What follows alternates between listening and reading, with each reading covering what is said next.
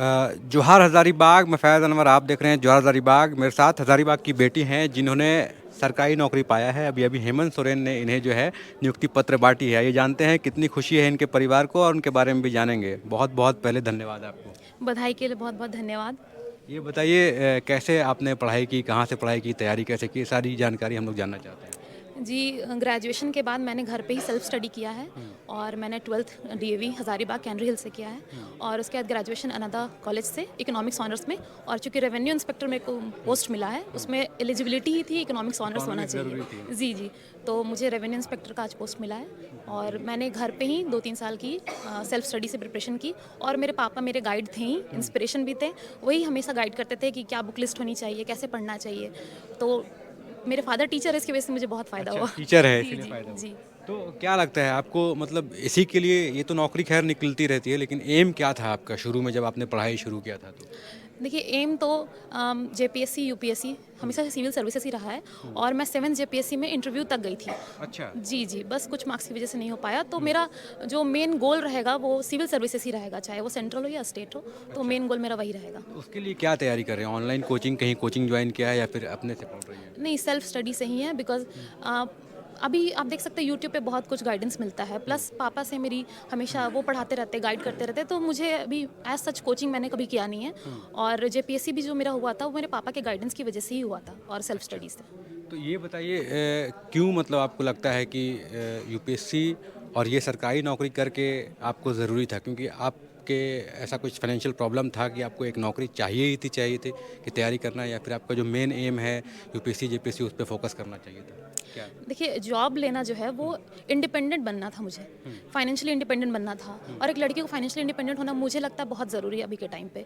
तो पहला तो जॉब इसलिए ज़रूरी था और सिस्टम में जाके कुछ अच्छा करना, देश की सेवा करना, तो वो आप किसी भी तरह के गवर्नमेंट जॉब में ही जाके सिस्टम के अंदर जाके काम कर सकते हैं। तो उसके लिए जेपीएससी, यूपीएससी के थ्रू जाके जॉब लेना वो अच्छा था। और मेरा फर्स्ट स्टेप तो हो चुका है ये रेवेन्यू इंस्पेक्टर के थ्रू। तो मैं आगे भी कोशिश करूँगी कि और भी बड़े पद पे जाऊँ और अच्छे से सेवा कर सकूँ। मेरे साथ मेघा के पापा हैं, आप खुद टीचर हैं।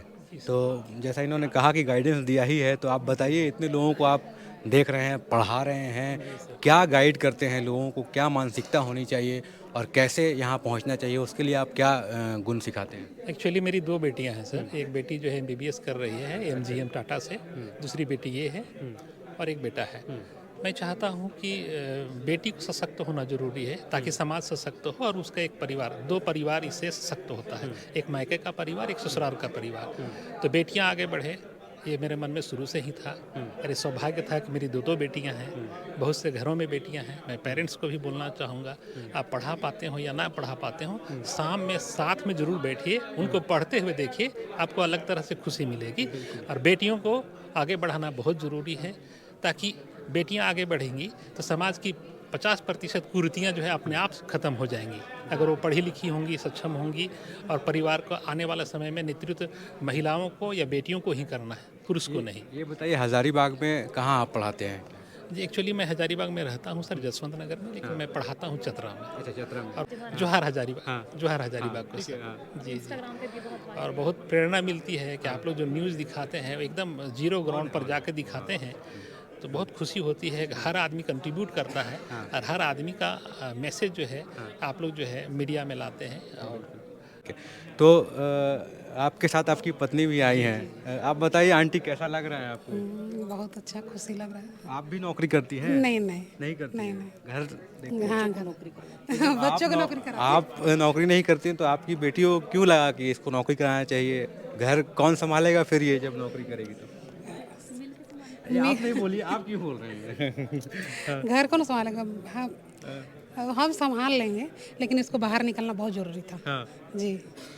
और हम चाहते थे मेरी बेटी लोग दोनों जाए, बाहर जाए और सबकी बेटी भी जाए। हाँ, जनरली हम लोग देखते हैं कि जी। लड़की बड़ी हो जाती है तो शादी के लिए पेरेंट्स परेशान होते हैं। आप कितना परेशान हो रहे हैं? जी, मैं परेशान नहीं हुई। परेशान नहीं है? नहीं। ये खुद सेल्फ डिपेंडेंट बन गई है। हाँ, बनना। हाँ।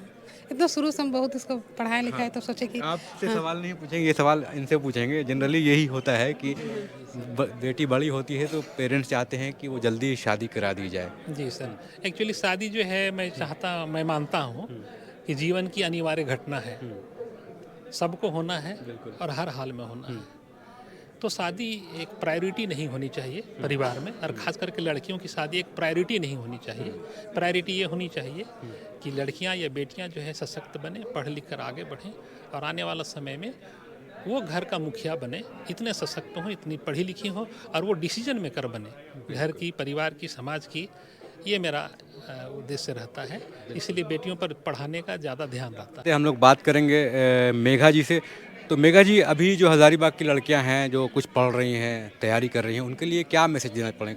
टाइम को कैसे मैनेज करना है, या फिर लड़की हो के क्या किचन में भी टाइम देना पड़ता है और साथ में तैयारी भी करना पड़ता है, वो दोनों कैसे मैनेज करना है? जी, मैं कहूँगी कि अगर पेरेंट्स सपोर्टिव हों तो हर चीज़ बैलेंस हो जाता है। आप जैसे बोल रहे हैं कि घर के काम के बारे में, तो मेरी मम्मी इतनी सपोर्टिव है कि वो मुझे घर के काम के लिए कभी फोर्स नहीं करती। वो आपने सारा सीखा काम कि नहीं करती सीखा? है। जी, मुझे सारा काम आता सब है, कुछ आता है? कुकिंग सब कुछ आता है। अच्छा। तो मम्मी बहुत सिखाती भी है, और ऐसा नहीं है कि सिर्फ काम काम पढ़ाई भी करती है, वो खुद सारा काम करती है ताकि मैं पढ़ सकूँ। आपका पढ़ाई के अलावा कोई हॉबी ऐसा पर्टिकुलरली जिस पे आप लगातार फोकस करती हैं? हॉबी, मुझे वाटर कलर पेंटिंग बहुत पसंद है, तो मैं वो पेंटिंग भी करती जी हैं? वाटर अच्छा। कलर पेंटिंग मैं बनाती रहती हूँ। मैंने अपने रूम में मोटिवेशनल कोट्स पेंटिंग से बना के रखा है, बहुत सुंदर है, वो सब बोर्ड्स में चिपकाया है। आजकल देखिए सोशल मीडिया का भी दौर है, तो मैं चाहूँगा कि क्या वो एक डिस्ट्रैक्शन होता है आज के समाज में? सोशल मीडिया अगर आप ज़्यादा टाइम दें, ज़्यादा रील्स स्क्रॉल करें, तो मेरे हिसाब से डिस्ट्रैक्शन है, बिकॉज वो ज़्यादा टाइम कंज्यूम कर रहा है। आपका जो प्रोडक्टिव टाइम है वो कम हो जाता है, तो इस हिसाब से वो डिस्ट्रैक्शन तब होता है अगर आप ज़्यादा यूज़ करें तो। अदरवाइज न्यूज़ के लिए, अगर जोहार हज़ारीबाग देख रहे हैं न्यूज़ के लिए, तो वो ठीक है, ठीक है है, ना? हाँ, वो न्यूज़ के लिए ठीक है। बिल्कुल, तो देख सकते हैं जवाहर हज़ारीबाग में मेघा जी हैं जो हज़ारीबाग से हैं। इसमें निरीक्षक, राजस्व रेवेन्यू निरीक्षक, और पोस्टिंग कहाँ दिया है आपको? चास नगर निगम। चास नगर निगम। तो चास नगर निगम में है, हज़ारीबाग से ये जाएंगे। इनके परिवार वाले से बात कर रहे थे। आज हेमंत सोरेन ने 289 नियुक्तियाँ बांटी, जिसमें मेघा जी भी थी। बहुत बहुत धन्यवाद आप लोगों को, बहुत बहुत धन्यवाद। आभार।